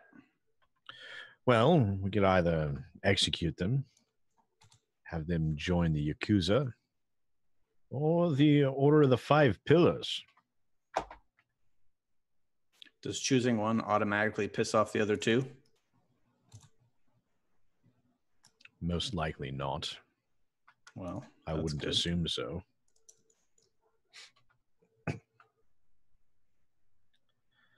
Speaking of pissing people off, Black Rabbit, how's your counseling sessions been going? Fine. See, instantly pissed off. I knew that I was know coming. that fine. I've been there. We've all been there, Pondo. We've all been there.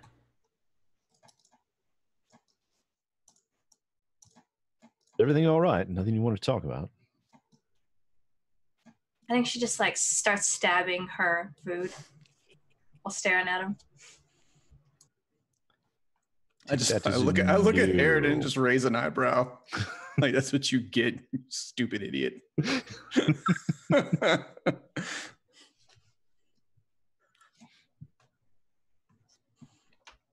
So anyway, what's next on the? I mean, I say we just give them to the Combine. We're here to give the world back to the Combine and kick the clan off or occupy them or whatever. So I mean, we can't just hand them over without a trial. It's, these children did kill members of Star League. We can't exactly let that go. Well, who told you they were going to execute them? Basically, the options. The people that were going to do the trial. Well, I mean, one is, well, ultimately, sir, you still have the main decision due to this trial, how it works. So your options are either execute, sent to the accuser to maybe be executed due to failure, or sent to military camp where if they why would the do something wrong, they'll get executed. Execute them for failure? They weren't members of the Yakuza. I'm saying when you send them to the Yakuza and they become members of the Yakuza, and they're sent to do a task, if they fail or do something wrong, like hurt an innocent, they'll either get a finger chopped off or just straight up killed. Right now, I'm more concerned about the political situation, possibly deprogramming these children from the clan indoctrination. Well, your third option is military school. I suspect the Order of the Five Pillars would most likely be the avenue with the most utility. So you have your trial for looks, if nothing else, and you hand them over to the Combine. It's a show of good faith. The people, I mean, so my question would be, what's the public opinion of the Five Pillars? Because if it's positive, then that seems like the obvious choice, right? It looks good on us because it shows that we're here to support the legitimate government. Kids don't get killed. We endear ourselves to the Five Pillars, possibly gain another ally. Seems like the best deal. You have the trial, shows that you're not here to just divvy out judgment. You're willing to give the due process a chance. Why did we have to bring lawyers with us? Good Lord. In the background, you can see your unit's chief lawyer, Ashram Ritter, just like walking past, buying something from a noodle cart outside.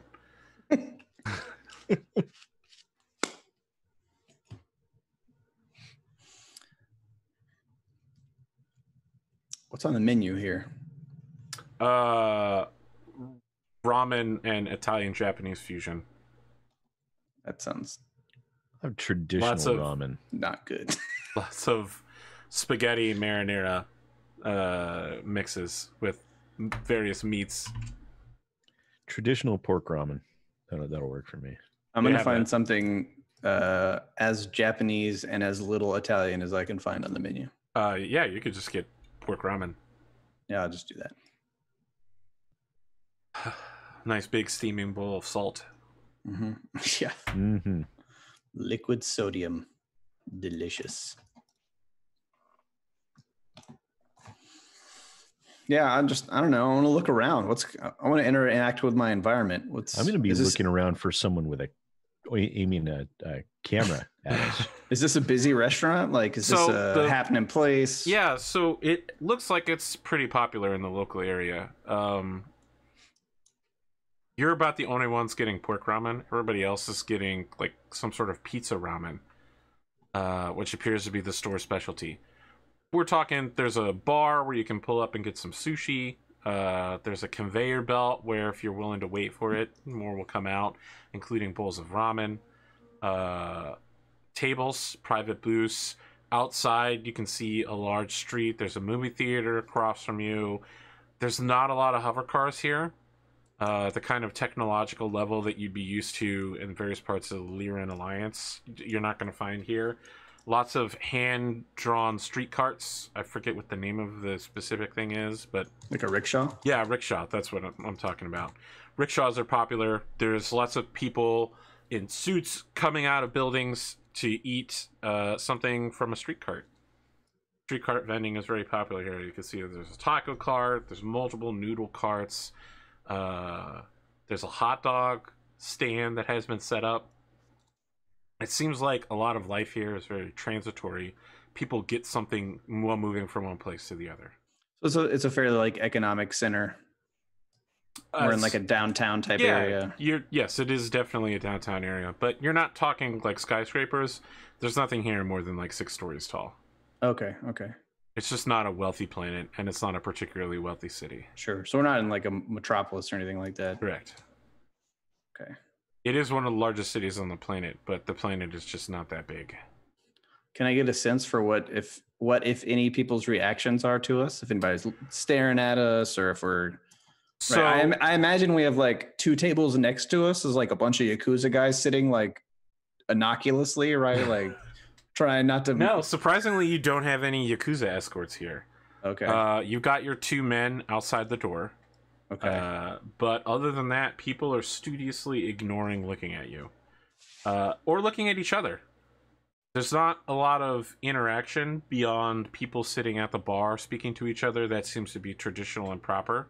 But other than that, people come in, sit down, eat privately, reflect quietly, check things on their phones, and then leave. are there any like TV monitors up or anything like that? They're all muted, but you can see local news.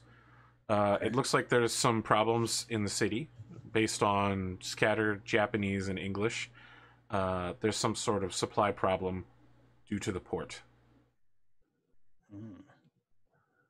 I file that away for later. People are worried, but it kind of looks like no matter if there's a war going on here or not, or an invasion, life just kind of continues. So even with clan occupation, I mean, these people seem to more or less be going about their daily lives. Yes. Okay. Interesting. So what's our next move, boss? Well, we have scouts out roaming around trying to find any hint of the clanners and what their next move might be. Any indication of any supply lines that we might be able to disrupt. Other than that, I suppose we sit and wait. My favorite. Not a whole lot more that we can do than that. What are your thoughts on getting this trial rolling? Well, we have to wait for all the rest of the players to move on to the table.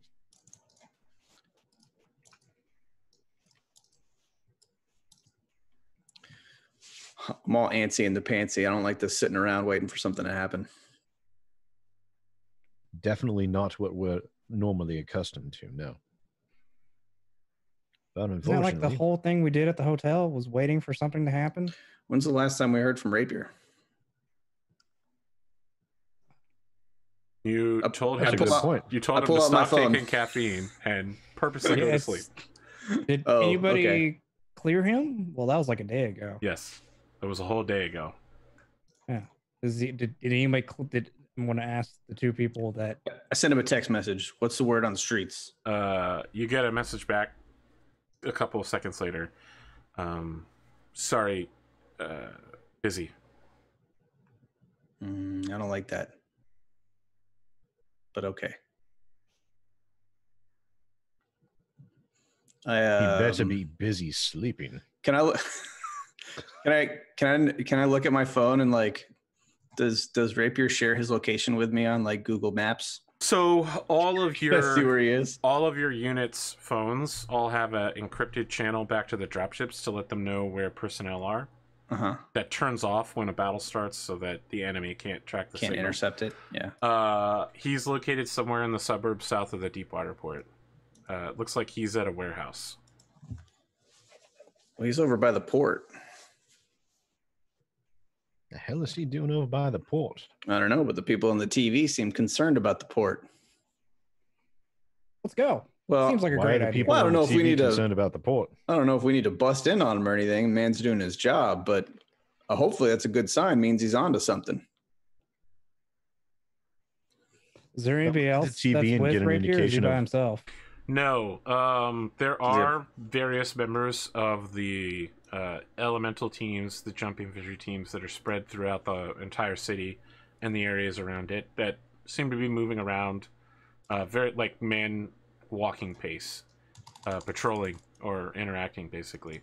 But there's no one that's near him. He doesn't appear to have any like Overwatch. Correct.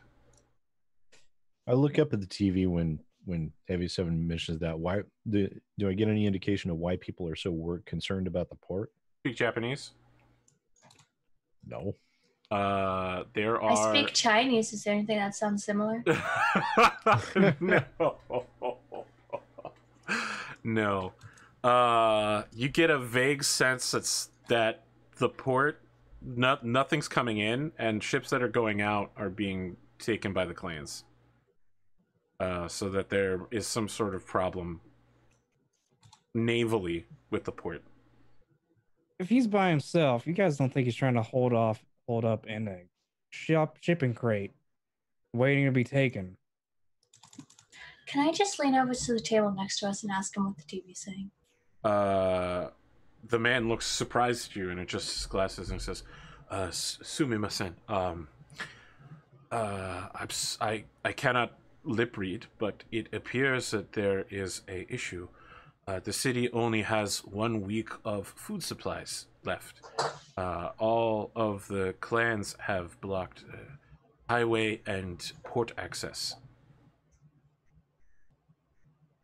Thank you.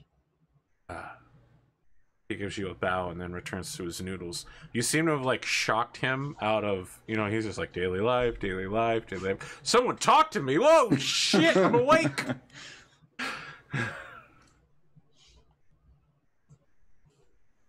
They're gonna try and Can I starve just us pay out. for his meal? Yeah. I If you want to scared throw a him. few C-bills down on the table. He gives you She's- another bow. Throws like way more than's necessary. She's just blindly guessing what it might cost.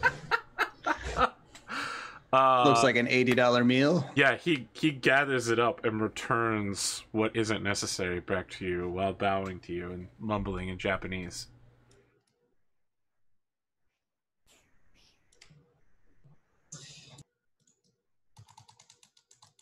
Kind of want to go over to where Rapier is and figure out what he's doing. He's mean, by himself, which none of us should be by ourselves. Well, he's the only one that should be by himself. He's an intelligence operative. You should know that Mhm. as well as anybody. We show up there to see what he's doing. There's a better chance that we fuck it up than we actually help. It's more of that he should have relayed more of what he was doing. And then I'm busy. Perhaps You get a he's message back from hiding. him, Heavy 7. Okay, I'll check it. Sorry, I was busy making a deal, and my Japanese isn't as good as it used to be. Second message says, "There's some problems down here that I'm trying to solve. Spreading some cash around, trying to make some friends." Message 3 reads, "I don't know how long or how far we can trust the Yakuza, but we need our own network." I just text back, agreed. Keep me posted. I'm bored. Give me something to do. Dock workers are in deep with the Yakuza, looking to try to get someone else at the docks that we can have work for us. I just repeat myself. Give me something to do. He sends you a link to the App Store that opens up to Solitaire. I text him back some random dick picture that I download off the internet.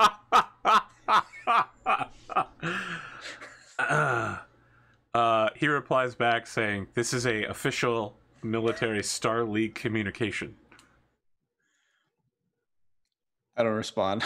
It's like, has he ever even met me? Did he think that that would mean anything to me to tell me that? I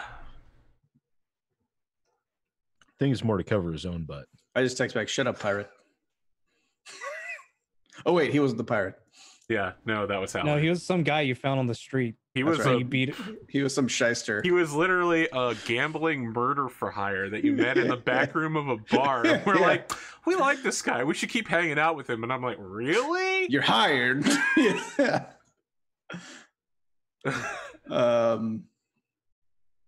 That is a good All right. question. Why does McGurk download random dick pics from the internet? To send to my friends, Gives obviously. a random profile. Duh. Wow, I'm glad that you don't have my personal email. God, you guys never do that? Come on. No. Live a little. Oh, no, I can't say I have. Yes. There you go. Okay. I knew somebody people are would be monsters. on my team. Bandito, it sounds like you're like the kid that's like, come on, let's go, let's do something, let's go. You know, you want to get up and leave the restaurant before everybody. I'm not doing paperwork for once, damn it. Well, if everyone wants to meander down to the docks area. I wanted to finish my food. I feel like he's half standing up and he slowly sits back down. Like it was most of the way through with a squat. I mean, Bandito's meal is ruined because they got over peppered, essentially. Where does Do you where- want another meal, Bandito? No, I'm fine. Are you sure? Yes, I got right. It seems like you want another meal. I don't. So the city's running out of food. I Where does wave their someone food over and tell them to get him a different one. Where does the food come from? Where are they importing it from? Bandito, within about 30 seconds, you get a selection of sushi. Tuna, salmon, California roll, imitation crab. Your server bows and says, "Apologies. It is on the house." No, that's I'll pay for it. That's fine. It's okay. No, please, no. No, please. please. I'll pay for it. We appreciate our troops here. Celestial blessings of the dragon upon you. Let me ask you a question. The server straightens up and says, "Yes, We were just watching the television here. yes." Are- Very sad situation. Are you experiencing any hardships as far as your suppliers go for your Yes. restaurant? Absolutely. We will be running out of supplies in just a few days. I understand the grocery stores will be running out within the week. It's been a very serious concern for all of us in the neighborhood collective. Where does your supplies generally come from? The port? From most of it comes from the highways south and east. Farm areas supply us with processed goods that have been picked from agriculture. The port does supply some of our more preserved items. Are you in communication with your supplier? I must tell you, I'm just a waiter. Can I speak to your boss, your manager? He gives you a quick bow, and then several seconds later, he waves somebody over who comes out. He is 100% Yakuza. Okay. He's got his hair spiked into a green mohawk with individual pins. He's got one of the huge chef's knives that they all have, like a butcher's knife. Okay. Yes, Yeah, you need to didn't they speak all- with me? Didn't they all have those knives when we went and met with them? Yes, too? they do. So that's the only kind of weaponry that they could legally carry under clan law. Oh, okay. Because civilians aren't allowed. Anyone that's not warrior caste isn't allowed to touch weapons. So Black Rabbit didn't bring her grenade launcher. Never mind. Okay. Yeah, I just had some questions about your supplier, and I understand that the shortage is coming. Yeah. How do you contact them? Normally we just use the planetary communications network, but the satellites were all consumed explosions in space. So when was the last time you got word from him? Right before the invasion. Normally we could use landlines or line of sight communications, but the clans are jamming everything. It seems like they really don't want food coming in here, and honestly, they can probably starve us out. So this is what's your boss say about that? So he just says, the Yakuza are working on alternative logistics streams. Who should I talk to find out more about that? So if I was interested in supporting those efforts. Yeah, he's like looking around. He's super nervous to have this conversation in the middle of a restaurant. He's like, I absolutely am putting him on the spot. Yeah. I understand. I am also interested. You I are feel like everybody around us is getting like closer to their phone screens. Yeah. Like, oh god. I understand you are very close with the bosses of the Crimson Mist Society. I see how uncomfortable he is. I tell you what. When do you close? 11 p.m. I'll be back. That's in 9 hours. I'll be back. Okay. If there's somebody that can help me that you can get here to be at 11 p.m., then get him here. If not, I'll just come back to you and talk to you, and that's fine. He gives you a very deep bow and then pulls out a phone that has the Shinku Kirikai symbol on it. I'm again speaking in rapid Japanese. Okay. I don't bow, but I give him the head nod and stuff some more pork in my mouth. Listen, this pork is roasted. It's delicious and warm. It's not super greasy. And it's got delicious broth. We're talking premium beef broth, fresh vegetables. I feel like that was probably my last bite. And if I look over and Bandito hasn't eaten any of his, I'll slide my bowl out of the way and slide his bowl You in want front his of super me. peppery bowl? And I'll start eating his peppery bowl as well. It's not just peppery. There's also a sprinkle of paprika in there. Yeah. Yeah. Mm-hmm. Yeah. You see, Bandito, waste not, want not. That's right. This is a huge shortage, you dick.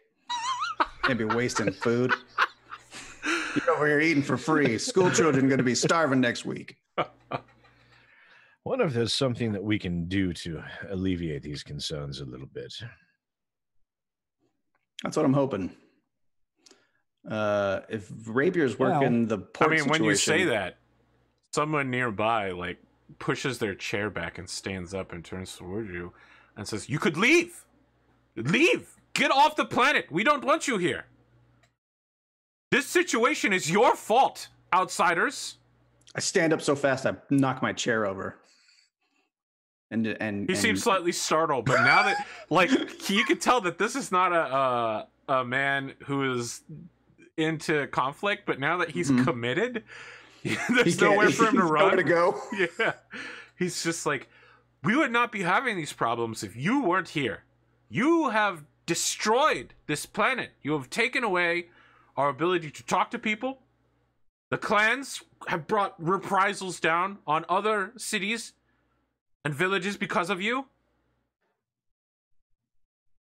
You have ruined the lives of everyone here. When the clans come, they will kill many of us to make up for your actions.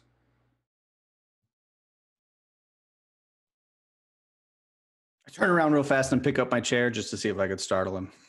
Do it again. You can tell that this guy does not have a huge amount of support here. A lot of people are like sinking down into their bowls. No one wants to stand up or move around. Everyone's deer in the headlights. Maybe one or two people are nodding their head, but they don't. I think They're Bandito nodding their stands head up in their actually. bowls, like, yeah, preach. The only thing It's like Bandito actually stands up real fast too. Every time you guys do this guy takes like 2 steps back, but then he takes 1 step forward. Now he's like 3 steps back from where he started. We Harridan's understand. still just seated, staring at him. We understand that what coming here has caused problems for the town, but we also know that the alternative is much better. The alternative to what is going on right now is much worse. The alternative to what is going now is peace, which is what we had before you came. What's For your how name, long? guy? That's what you had was you were going to be slaves. I had a good job. I am rated at a good caste level. I'm a tech. Administration. Paperwork. I do the So same you thing wanna I did be- underneath you the wanna be part combine, of but I am these- paid better. I'm more well taken care of now. Life has So you're been only good. complaining is because that you're in a better state than everybody else. We are all So you're in a fine state. Instead of sending all of the wealth of this planet to support useless wars, the Jaguars have brought us peace at a cost, yes, but there has always been a cost. We're just trying to live. Any flag can fly over any planet in the inner sphere. Until you have been conquered, you do not know this. You haven't experienced it. oh, I've experienced it quite a couple times. I have not, because unlike You're like, because as I you only appear to be, win. sir, I am not a coward. Thinking Yes. only of myself and my own belly. I am a coward. I have a life to live. I have a family to feed. And you think we do have made not? this harder. You are my enemy. You think that we do not have families. You think that we do not have friends. You think that we do not have people that we care about. And where are they? Do you bring them with you with your killing machines? No, some of them were killed because of the clan. That's what they do. The clans Oh, are conquered? tyrannical, dictatorial, and evil. Yes, they might have seemed better for a time, but all such things are transient. If you think you're better off under them, you haven't experienced nearly so much of their generosity as the rest of us have.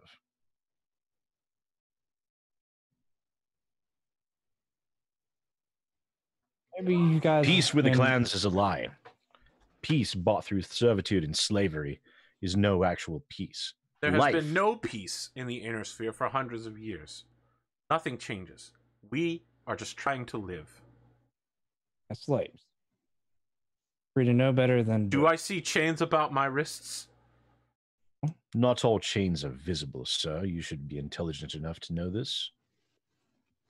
He puts some money on the table, and you can tell he's getting like super flustered, like at the edge of seeing red. And he's just when he like takes the money out, his hand is shaking and he drops too much, and he just says, "I'm done speaking about this. I have said my Good. piece. I have spoken." Good. Good day to you, sir. He like goes to walk out, he trips over himself at least one time, but you can see when he walks outside, he just takes a deep breath and he's like,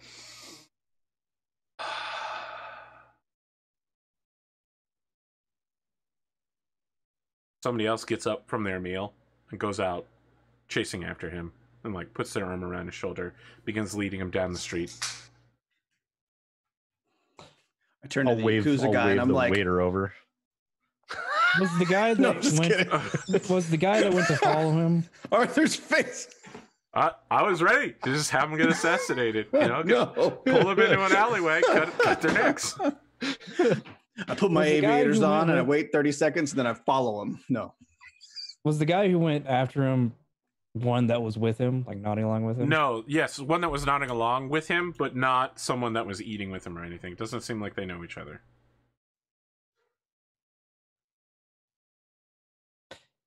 I turn around and just like Actually address the do- restaurant in general. I'm like, who else?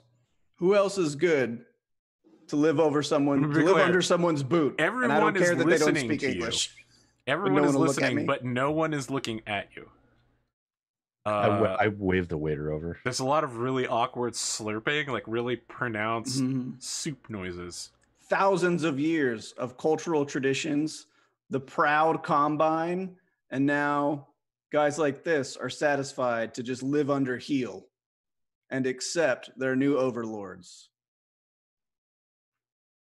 No All one of is those wi- things he accused us of, the only people who've done that to you are the people you've invited into your house.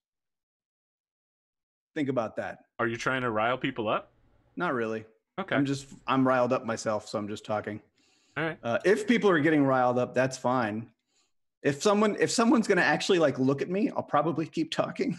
I'd But like if you to make a everyone's roll then. continuing to okay. If we're gonna edge case this, let's say intimidation or leadership. Oh god, let me look at my sheet. Probably neither one.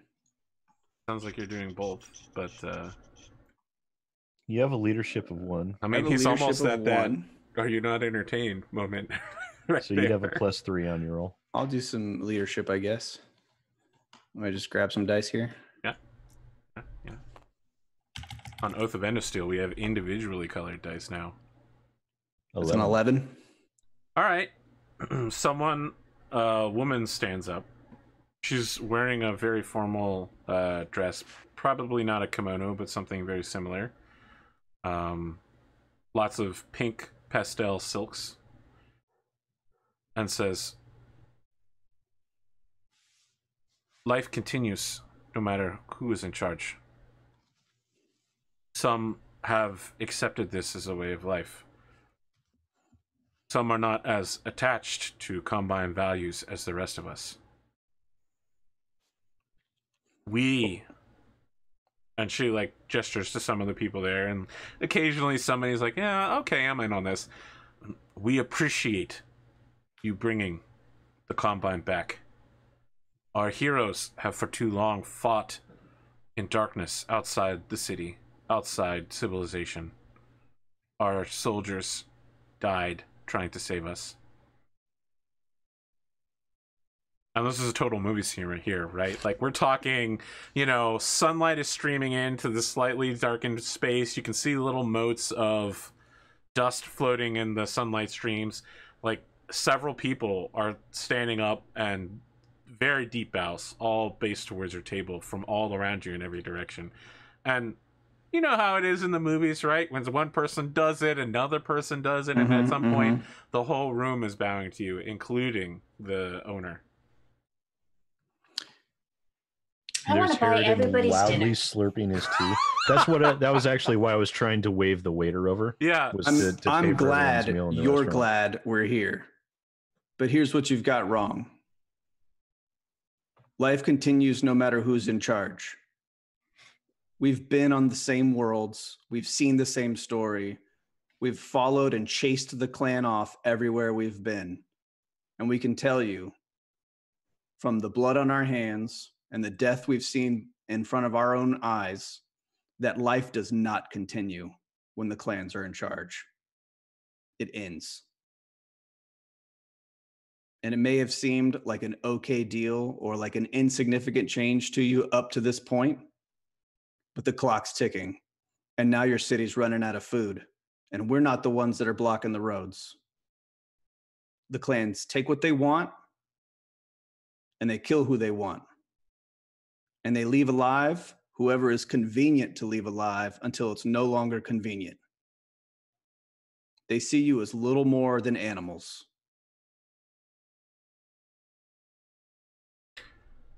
And we're your best shot.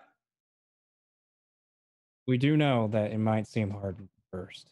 Harridan just points one finger up. Only shot, actually.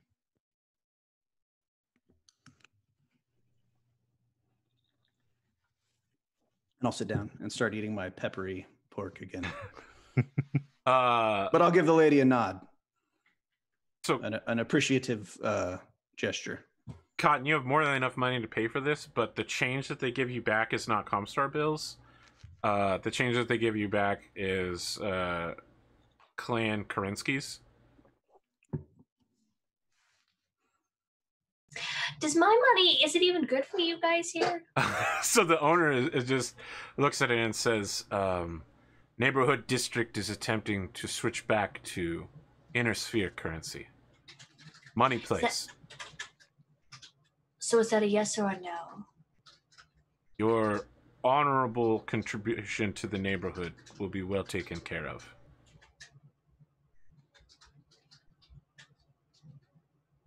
I worry that's a no. It is a yes. Okay.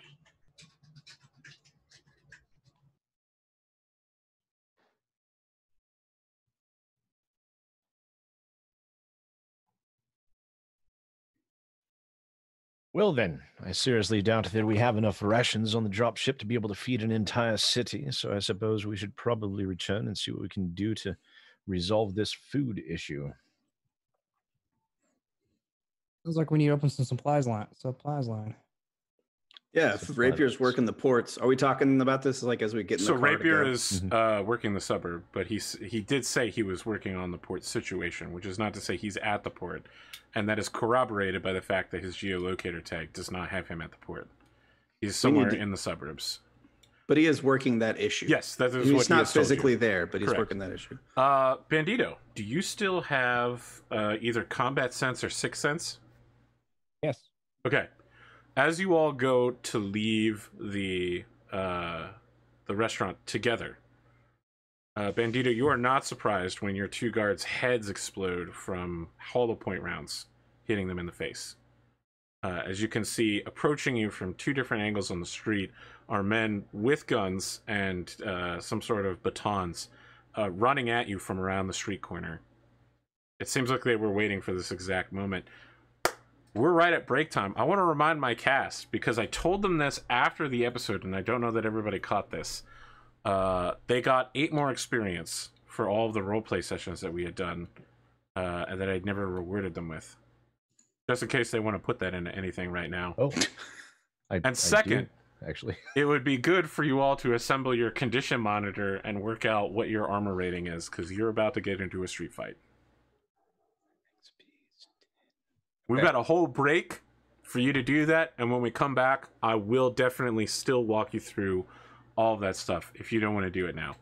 Because our audience needs to know how it works for Mechwarrior Destiny. Sure, yeah. Friends, we'll be back in 8 minutes for the second half, where we'll do more ruminating, more politics talk, but honestly, we're probably just going to get shot a bunch first. Stick around, we'll see you then.